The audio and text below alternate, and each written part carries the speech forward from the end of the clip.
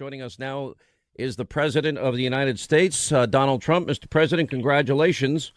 And on top of that, I think one of the more underreported stories is that we now have a trade deficit that dropped by more than $50 billion. Well, thank you very much, Sean. And you're right. That's, to me, is so important. Your phase two of the question, $52 billion drop in trade deficit. That hasn't happened in decades. And it's really something very special. And a lot of that is because of the policies that we're putting in place. And it's going to get better, Sean. It's totally sustainable. I look so forward to next quarter. I look forward to watching what happens over the years. It is something very special that's taking place. How is it that trade is so interconnected to all this? And a lot of people thought you were going to start a trade war with Europe. Well, that was put to rest pretty much this week. And you said you found a new favorite word, which is reciprocity. Well, reciprocal is very important to me because, you know, we have countries out there, Sean, and most of you folks know exactly what I'm talking about because they'll watch and they'll see. We have countries that charge us a 100% tariff or tax, and we charge them nothing for the same product coming into our country.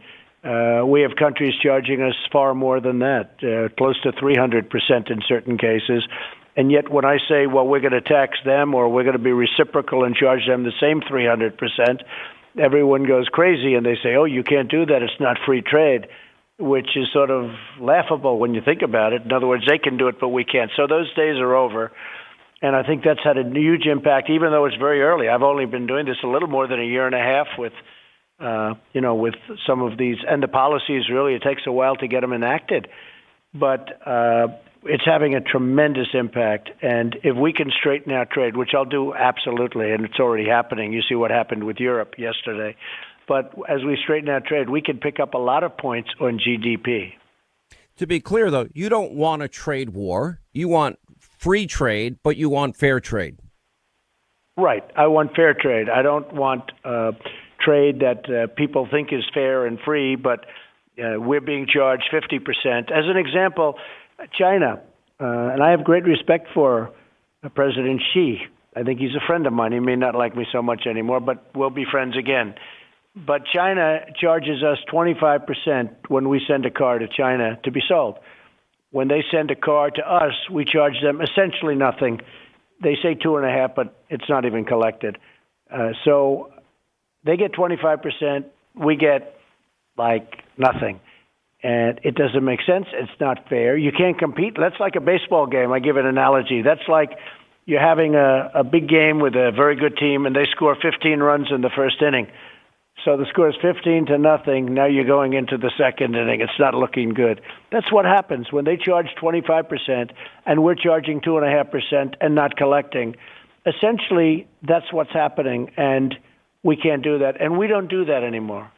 You know, one of my criticisms, often a theme on both radio and TV, is the fact that the media is so corrupt and so one-sided, and it's like every day they have a breathless thing, negative thing to say about the president.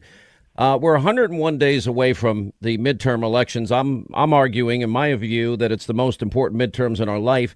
But if we go back to 2016, the Gateway Pundit actually picked up some really interesting headlines that if you would have become president, you would lead the economy off the cliff. I'll read you a few of them. CNN Money said Trump promises 4% growth. Economists say no way. The L.A. Times said if Trump thinks he can get more than 3% economic growth, he's dreaming. The Wall Street Journal said Trump's 3% growth target looks out of reach.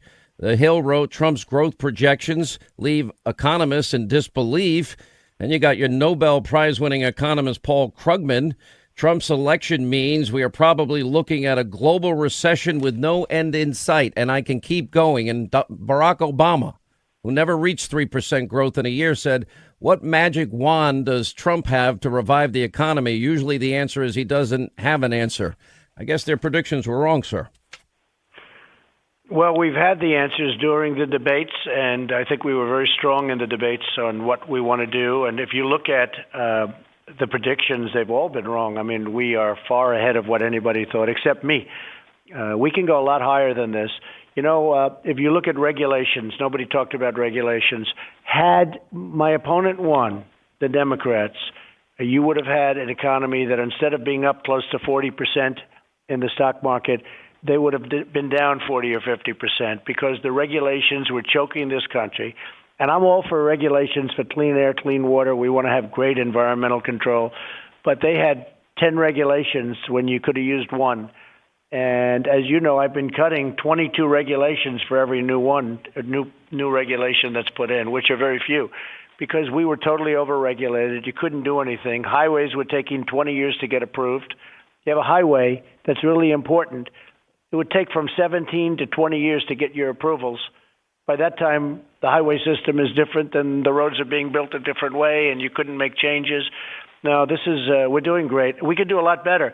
The fact is that if I can cut the trade deficit from $817 billion, think of that. We have a trade deficit with other countries. That's trading with other countries, $817 billion. If I cut it in half, right there we'll pick up 3 to 4 points. So you could add that to the 4 or 5, and so would be at 8 or 9. Now, I don't want to say that too much, and I didn't want to say it too much during the campaign because I would have been criticized. People wouldn't have believed it. But now they're starting to believe. And you're right. You look at a guy like Krugman, he doesn't know a thing. I mean, the predictions were so bad. A big factor, though, Sean, was regulation. And obviously a big factor was the taxes. But a lot of this, really the taxes are going to help in the future. I look so forward to seeing the next quarter, because this is so sustainable. This is going to go for a long time. You know, we have numbers that are in now, and all during the 2016 campaign, I gave statistics out. I did it every day because I wanted people to know what 8 years of the Obama economy were. And, you know, lowest labor participation rate, 13 million more Americans on food stamps, 8 million more in poverty. He took on more debt than every other president before him combined. You now have accumulated your track record. We have nearly 4 million new jobs in the country. We have the largest labor participation rate in history. We have literally nearly 4 million new jobs created in manufacturing, jobs that people thought weren't going to come back. Well, that's nearly 700,000. Then we've got 2 or 3 million fewer people on food stamps, record low unemployment in 14 states for African Americans, Hispanic Americans, Asian Americans, and a 65-year low for women in the workplace. That's pretty impressive. And now 4.1% GDP. I think that we can make a comparison that some economic policies work and others do not.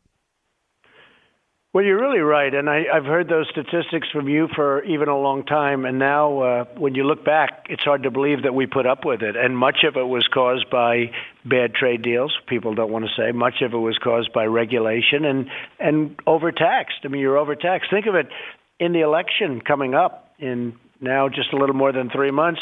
The Democrats want to raise everybody's taxes. They want to give back these massive tax cuts that we got and reforms that are so good for everybody, but the tax cuts.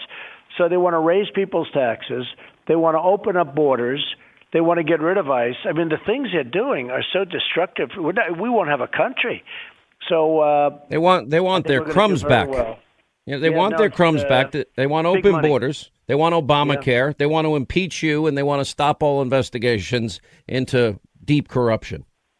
Yeah, no, there's a lot of corruption out there, but it happens to be on the other side of the ledger, the Democrats. And if you talk about collusion, the collusion is there. There's no question about it. But it's with the Democrats and Russia, because all you have to do is look at what they did and how they participated with Russia.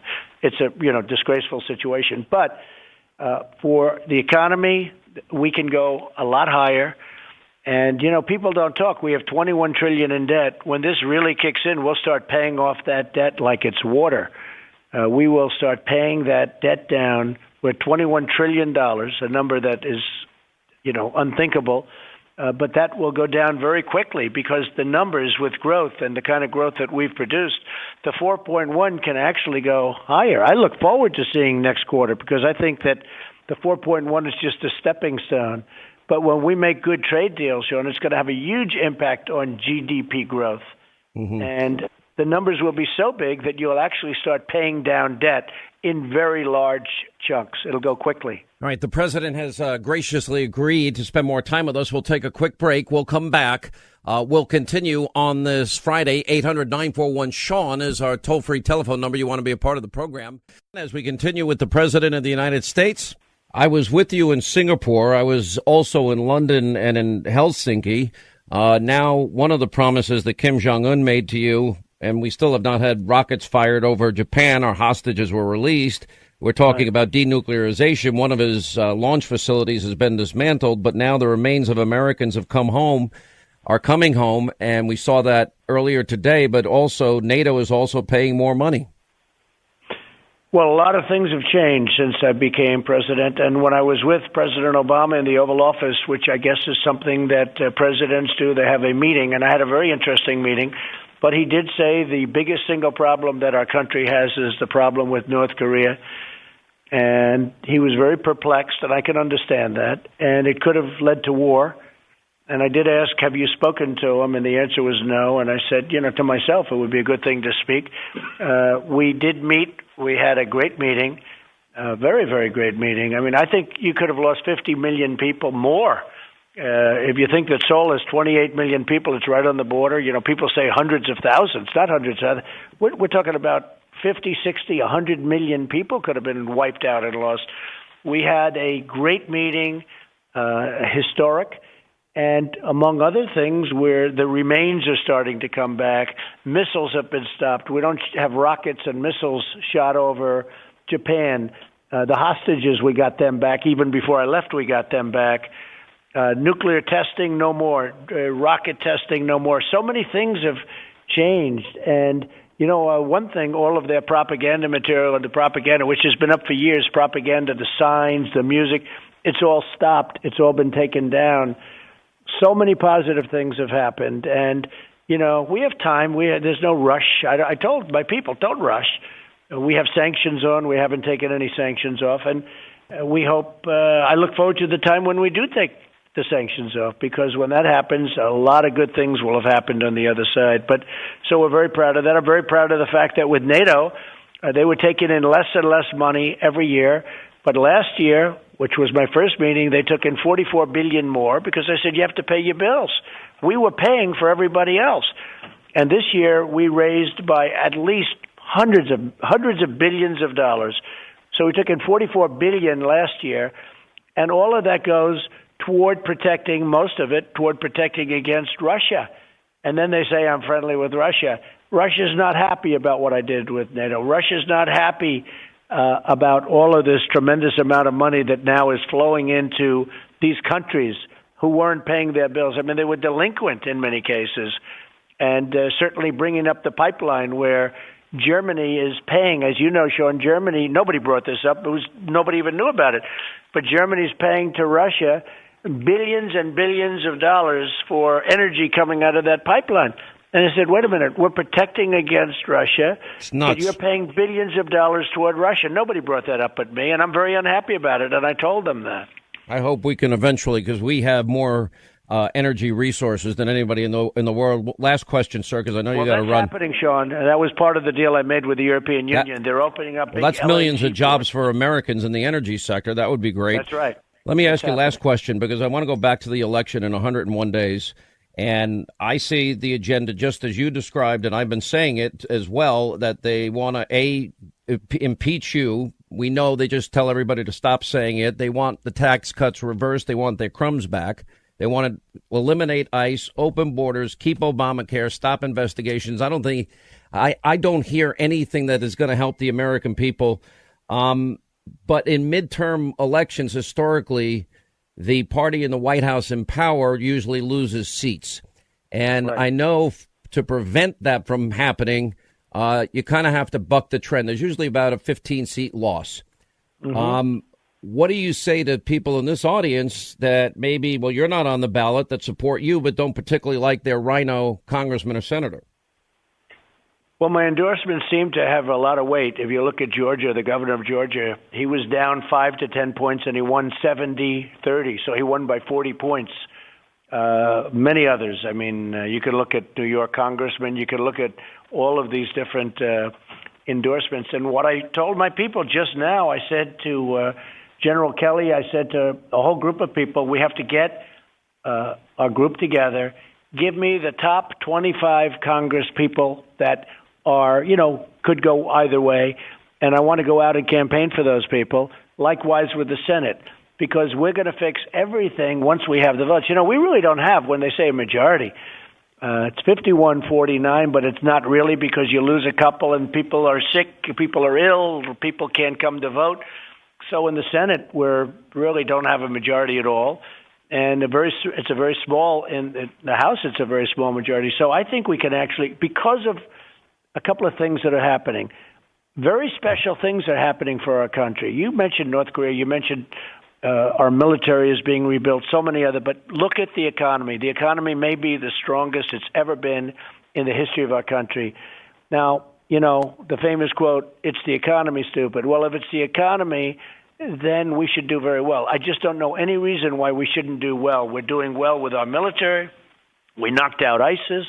We've done so well in so many, and ISIS would have never been knocked out. Now, you got to keep on it. I don't want to be saying we knocked it out. You got to keep on it.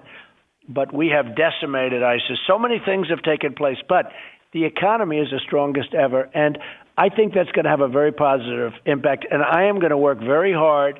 I'll go 6 or 7 days a week when we're 60 days out, and I will be campaigning for all of these great people that do have a difficult race. And we think we're going to bring them over the line. So I really believe that because we're doing so well as a country and so well with the economy, I think we're going to be surprising a lot of people. All right, Mr. President, I know you're busy. Thank you for taking the time. Congratulations, 4.1% GDP growth. Thank you, sir, for being with us, and hopefully we'll talk soon. Thank you. Thank you very much, Sean. Thank you.